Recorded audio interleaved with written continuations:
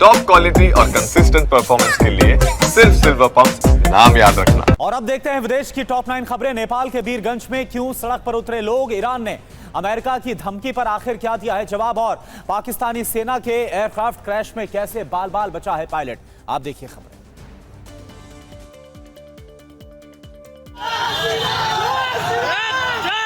नेपाल के वीरगंज में एक बार फिर लोगों का गुस्सा भड़का है। सड़कों पर आगजनी और प्रदर्शन हो रहे हैं। हिंसा में 2 पत्रकार भी घायल हुए हैं। प्रदर्शनकारियों का आरोप है कि नेपाल पुलिस ने एक तरफा कार्रवाई करते हुए 2 हिंदू युवकों को गिरफ्तार किया है। आपको बता दें कि हनुमान जयंती के अवसर पर शोभा यात्रा पर पथराव हुआ था। ईरान के सुप्रीम लीडर खामनेई ने खुलेआम अमेरिका को एटमी धमकी दे दी है। खामनेई ने कहा है कि ट्रंप भरोसे के लायक नहीं है। अगर अमेरिका परमाणु हमले की बात करेगा तो उसे करारा जवाब मिलेगा। ईरान न्यूक्लियर कार्यक्रम बंद नहीं करेगा। अमेरिका दक्षिणी चीन सागर क्षेत्र में अपनी सैन्य क्षमता बढ़ाने की कोशिश कर रहा है। इसी के तहत अमेरिका और फिलीपींस संयुक्त युद्ध अभ्यास की तैयारी में है, जिसमें 14,000 सैनिक भाग लेंगे, जिसमें लाइव फायर अभ्यास भी शामिल है। फिलीपींस के एक वरिष्ठ सैन्य अधिकारी ने ये जानकारी दी है।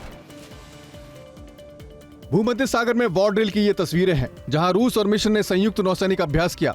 इस ड्रिल का नाम रखा गया था फ्रेंडशिप ब्रिज 2025। इस दौरान लाइव फायर ड्रिल भी की गई। टोही विमान के साथ F-16 जैसे लड़ाकू विमान भी अभ्यास में शामिल किए गए।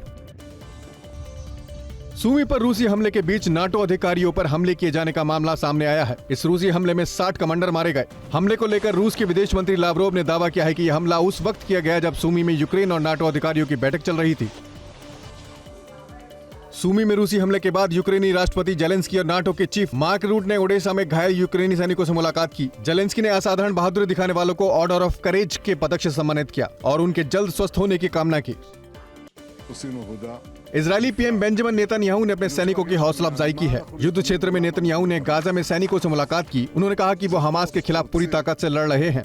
वो तब तक नहीं रुकेंगे जब तक युद्ध से पूरे हमास का पूरी तरह खात्मा न कर दें। ये पाकिस्तानी सेना के क्रैश एयरक्राफ्ट की तस्वीरें हैं। खेत में विमान के क्रैश होने के बाद अफरा तफरी मची है। बताया जाता है कि पाकिस्तानी सेना का एक प्रशिक्षण विमान बिहारी जिले के रत्ता टिब्बा के पास दुर्घटनाग्रस्त हो गया। दोनों पायलट सुरक्षित है।